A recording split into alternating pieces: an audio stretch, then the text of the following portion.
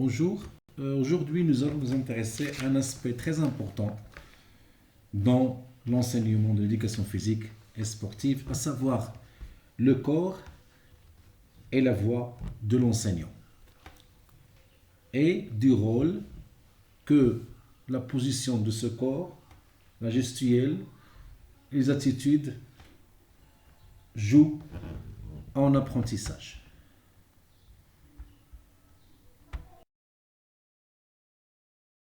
Il s'agit donc de la communication non verbale du professeur et de quelle place son corps va jouer dans la transmission des informations. Car tout comportement ou non-comportement, absence de comportement, a valeur de message pour les élèves. Mais avant de s'intéresser aux faits et gestes de l'enseignant de PS, arrêtons-nous un petit moment sur la définition des termes en communication.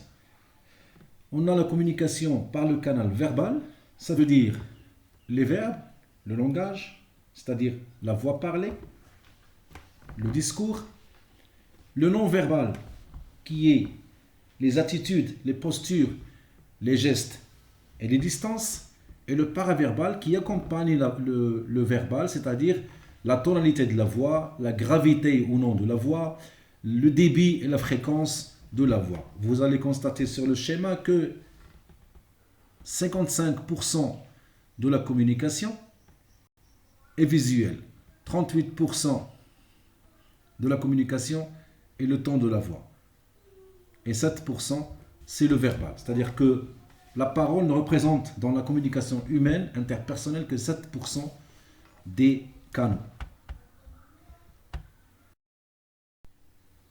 Que ce soit d'une manière consciente ou totalement inconsciente, le corps de l'enseignant d'éducation physique et sportive est un outil de transmission d'informations pour ses élèves.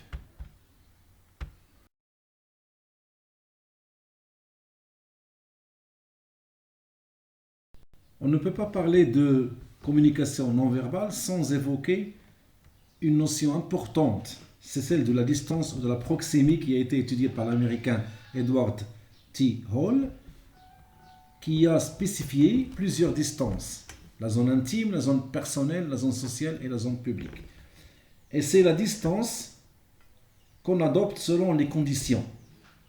Soit pour un enseignant d'éducation physique lors des explications, où il peut être plus ou moins proche de l'élève ou du groupe d'élèves, selon le renforcement, qui peut être soit par le verbe, par le toucher, par la manipulation, l'aide et la parade notamment en gymnastique, lors de la sécurisation ou la sécurité, en étant à proximité d'un élève en situation de peur ou d'insécurité pour renforcer son sentiment de sécurité et diminuer le risque, lors des corrections, donc, ou lors de la supervision de la classe en général, d'une équipe ou d'un groupe d'élèves sur un atelier ou sur un espace réduit ou aménagé de travail. Nous avons vu ici que la distance peut jouer un rôle dans ce que ça représente en image chez l'élève.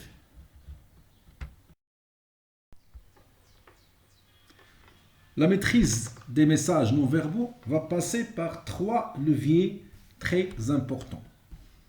Premier levier, c'est construire une relation, c'est-à-dire que installer l'écoute, la bienveillance de l'enseignant et l'empathie envers ses élèves.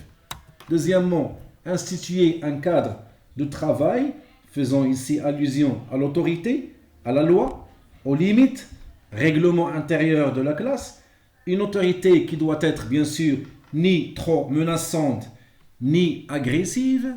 Troisième point, prendre appui sur une didactique assurée, c'est-à-dire que le point le plus important ici est que le maître soit très compétent et doit maîtriser son enseignement par une analyse réflexive de son action pédagogique, par un retour sur sa pratique et par une formation continue permanente.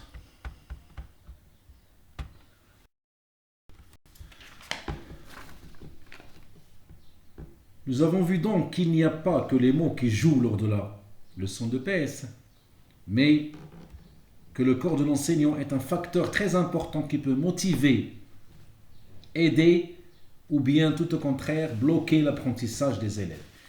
Il convient donc pour l'enseignant qu'il travaille sur ses attitudes, ses mouvements et ses gestes afin qu'il soit le plus proche, le plus preneur d'initiative et afin d'avoir et d'assurer une communication saine et objective pour des apprentissages motivés, stables et durables. Merci.